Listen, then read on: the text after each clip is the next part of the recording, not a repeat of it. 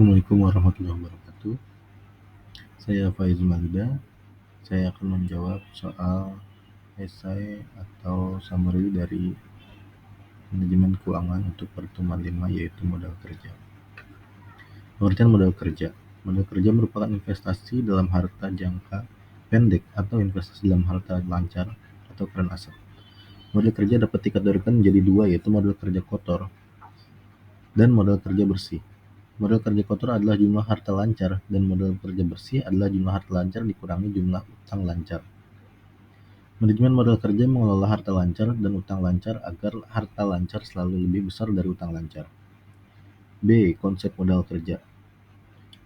Yang pertama ada konsep kuantitatif, yaitu konsep ini menitik beratkan kepada kuantum yang diperlakukan untuk mencukupi kebutuhan perusahaan dalam membiayai operasinya yang bersifat rutin atau menunjukkan jumlah dana atau fund yang tersedia untuk tujuan operasi jangka pendek.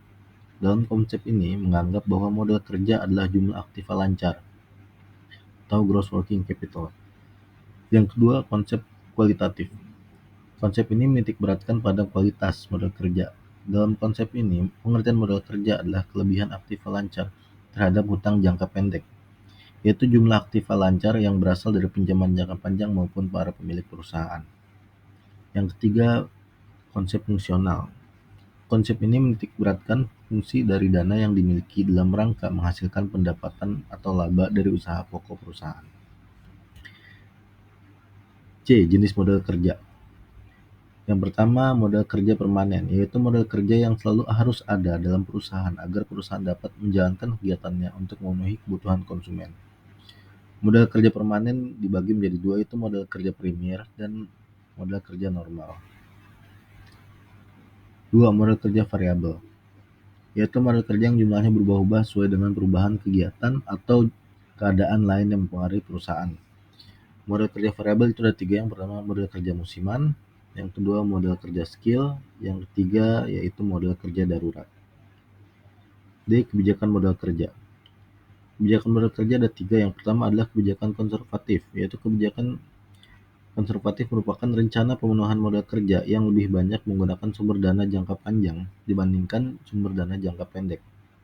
Yang kedua, kebijakan moderat, yaitu perusahaan membiayai setiap aktiva dengan dana yang jangka waktunya kurang lebih sama dengan jangka waktu perputaran aktiva tersebut. Yang ketiga yaitu kebijakan agresif. Dalam kebijakan agresif, perusahaan mendanai asetnya dengan sumber dana jangka pendek. Sumber modal kerja. Sumber modal kerja ada 4, yaitu yang pertama dari hasil operasi perusahaan, yang kedua dari penjualan surat-surat berharga, yang ketiga penjualan aktiva tetap, yang keempat sumber lain, yaitu diantaranya ada kredit bank, pinjaman jangka pendek, utang dagang, dan lain-lain.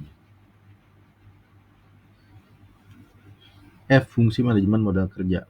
Fungsi menyesuaikan perubahan tingkat volume produksi dari penjualan. Jumlah modal kerja sangat bergantung pada volume kegiatan bisnis. Makin tinggi kegiatan bisnis, makin besar modal kerja dibutuhkan untuk membiayai kegiatan tersebut. Yang kedua yaitu fungsinya untuk membantu memaksimumkan nilai perusahaan, yaitu dengan cara memperkecil biaya modal untuk meningkatkan hasil atau return. Makin besar modal kerja diperoleh dari pinjaman jangka pendek tanpa bunga, misalnya dari para pemasok, maka makin kecil dari sumber modal permanen, dan dengan demikian akan menurunkan biaya modal. G. Penentu besarnya modal kerja. Faktor-faktor yang mempengaruhi besar kecilnya modal kerja diantaranya yaitu 1. Skala usaha perusahaan, 2. Aktivitas perusahaan, 3. Volume penjualan, 4. Perkembangan teknologi, 5. Periode perputaran atau periode terikatnya modal kerja, 6. Pengaturan kas-kas rata setiap hari. H. Menentukan kebutuhan modal kerja. Untuk menentukan besarnya kebutuhan modal kerja, metode yang digunakan sebagai berikut. Yang pertama yaitu metode keterikatan modal kerja. Untuk menentukan besarnya modal kerja dengan menggunakan metode ini ada 2 faktor yang diperlukan, yaitu periode terikatnya modal kerja dan proyeksi kebutuhan kas rata-rata per hari. Semakin lama periode terikatnya modal kerja, maka semakin besar jumlah kebutuhan modal kerja, dan sebaliknya. Yang kedua yaitu metode perputaran modal kerja. Dengan cara menghitung perputaran elemen-elemen pembentuk modal kerja sebagai perputaran kas, perputaran piutang, dan perputaran persediaan. Terima kasih.